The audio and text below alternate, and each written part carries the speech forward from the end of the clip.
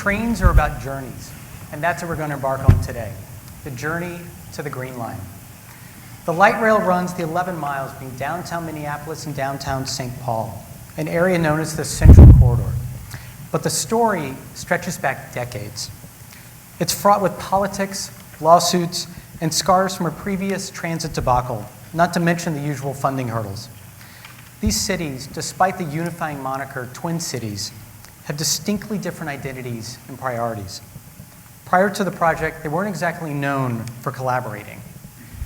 Given all the obstacles, I think it's fair to think of the Green Line as the most improbable train in America. But somehow it got built.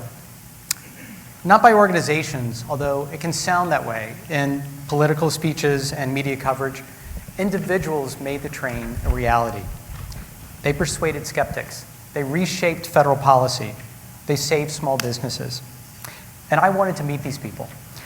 I wanted to hear what lessons the Green Line has for other cities looking to reduce congestion, grow their economy, improve struggling neighborhoods. From Detroit to Baltimore to Phoenix, communities all across the country are wrestling with the same questions. How do you change a city? How do you create opportunity? What role should public transportation play? The first thing you should know about the Green Line is that it nearly died 1,000 deaths. That's a rough estimate from Nancy Homans, who's considered the den mother of the project. Nancy's been a city planner for St. Paul for more than 20 years. And during that time, she repeatedly heard about this idea of connecting the cities with light rail. The challenges for light rail between St. Paul and Minneapolis for the last 3 or 4 decades were twofold. There were challenges related to transit itself. Minnesotans see themselves as living on the edge of a prairie that can grow out forever, and they see talk of transit as possibly people asking them to give up their cars. They see transit as symbolic of big cities, and certainly they see transit as somebody raising their taxes.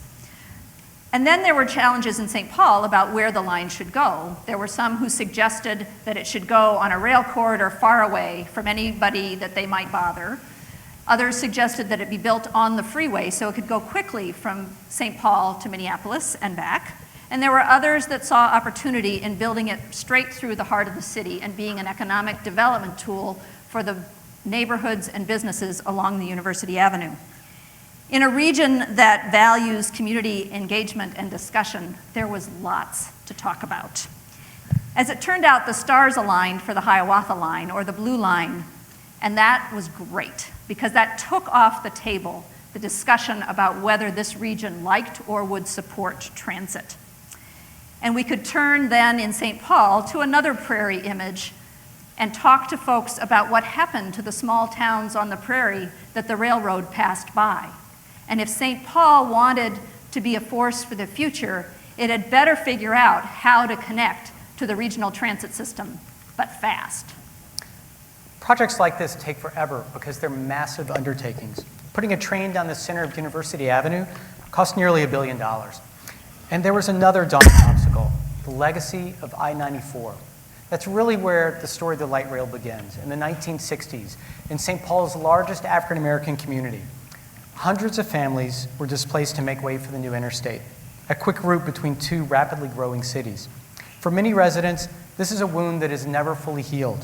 So in 2005, when former city councilman Chris Coleman was elected mayor of St. Paul, and when he promptly vowed to make light rail between the cities a reality, you could be forgiven for thinking, that's not happening.